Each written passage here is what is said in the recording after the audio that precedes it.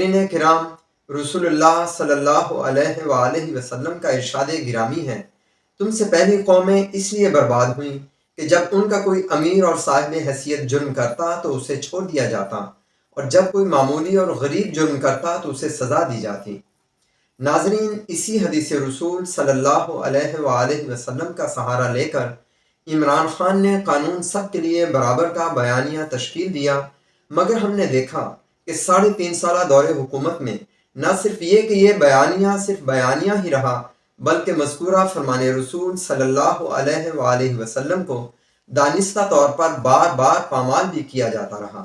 دلیل اور ثبوت کے طور پر ہم عمران خان کے 3.5 سالہ دور حکومت میں چیدہ امتیازی سلوک کے واقعات اور غیر قانونی چیرہ دستیوں کا مختصر مگر مؤثر جائزہ لیں گے۔ معزز ناظرین،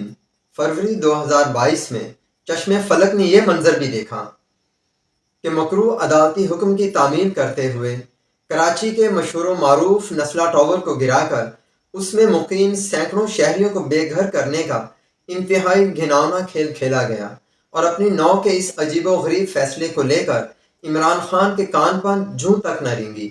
مگر ہم نے ماضی قریب میں یہ بھی دیکھ رکھا تھا کہ کس طرح عمران خان کا 300 کنال پر محیط بنی گالہ کا غیر قانونی عالیشان محل محض معمولی سا جرمانہ ادا کرنے کے بعد ریگولرائز کر کے آئین اور قانون کی دھجیاں اڑا کر امیر اور غریب کے لیے الگ الگ قانون کا بھرپور ڈٹائی کے ساتھ عملی مظاہرہ کیا گیا۔ ناظرین کرام، اس حقیقت سے کون واقف نہیں کہ اس ملک کے عام آدمی کو ہمارے بدترین عدالتی نظام کے باعث اپنے حق اور انصاف کے حصول کے لیے سال ہا سال ایڑیاں رگڑنا پڑتی ہیں، لیکن بات جب منافقت کے علمبردار عمران خان کے گھرانے کی ہو تو فروری 2020 میں پی آئی اے سوسائٹی لاہور کے پلاٹ نمبر 84A1 کا صرف اپنے بہنوئی کو قبضہ دلائے جانے کے لیے سی سی پی او لاہور کا تبادلہ تک کروا دیا جاتا ہے، اور عمر شیخ کو سی سی پی او لاہور تعینات کر کے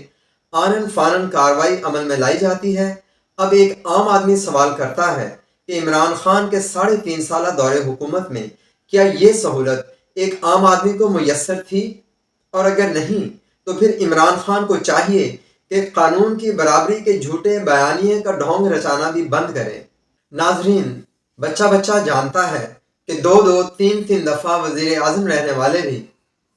اپنے مقدمات کی پیروی کے لیے عدالت کے بار بار بلائے جانے پر روزانہ کی بنیاد پر سماعت کے لیے بھی بلا تردد سینکڑوں دفعہ پیش ہوتے رہے، مگر ذکر جب عمران خان کے مقدمات کی پیروی کا ہو تو ملزم کا رویہ اور عدالتی برتاؤ یکسر تبدیل نظر آتا ہے۔ ممنوع اور فورن فنڈنگ کا سال ہا سال سے التوا کا شکار کیس ہو، یا عمران خان کی ثابت شدہ ناجائز بیٹی کا مقدمہ، خاتون جج کو سرعام دھمکی دیے جانے کا معاملہ ہو، یا نیب کے سابقہ چیئرمین جاوید اقبال کے جنسی تشدد کی شکار طیبہ گل کو پرائم منسٹر ہاؤس میں مسلسل 1.5 ماہ تک محبوس کر کے قانون کے ساتھ کیا جانے والا انوکھا اور بے مثل کھلواڑ۔ ہم نے دیکھا کہ مذکورہ مقدمات اور انواع و اقسام کے 20 دیگر مقدمات میں مختلف ہیلوں بہانوں سے من مانی کر کے من چاہے فیصلے کروانے کی ریت ڈالنے والا کوئی اور نہیں بلکہ انصاف کے علمبردار پارٹی کا بانی اور سربراہ بذات خود عمران خان ہے۔ ناظرین، یہ ایک تاریخی حقیقت ہے کہ عدل و انصاف کے اس جھوٹے دعوے دار نے بارہا عدل و انصاف اور نظام عدل کا قتل عام کیا، اور یوں قانون کی برابری کے جھوٹے بیانیے کی خلائی بار بار کھل کر سامنے آتی رہی۔